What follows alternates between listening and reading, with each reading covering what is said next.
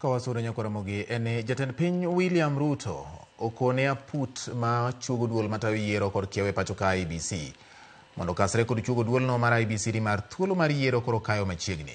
Jafwambo marwa Walter Nyambaga noluwo wachni kendo mae report. Eka olose kinde iko mar mane en ja odura mama lava Malulu Jendi e kaunti ma Kakamega. Jatend piny William Ruto okone aput mochuogi machugo duol mar IEBC mondo kasre kod chugo duol no mar IEBC mapiyo kaka nyalore mondo duol no ochakikore ne tayo yiero mabiro.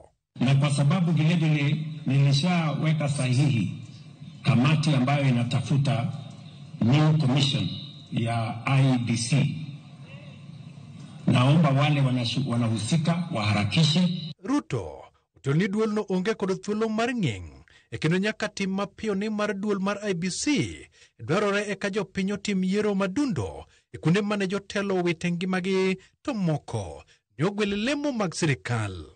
Ndio tuwe na IEBC mpya, wananchi wa Malava wapate nafasi ya kuchagua mwakilishi wao akujaendesha kazi hiyo.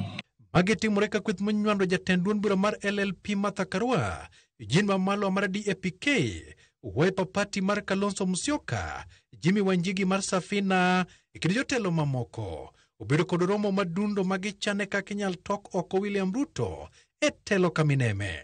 Walter Nyambaga, Ramogi TV.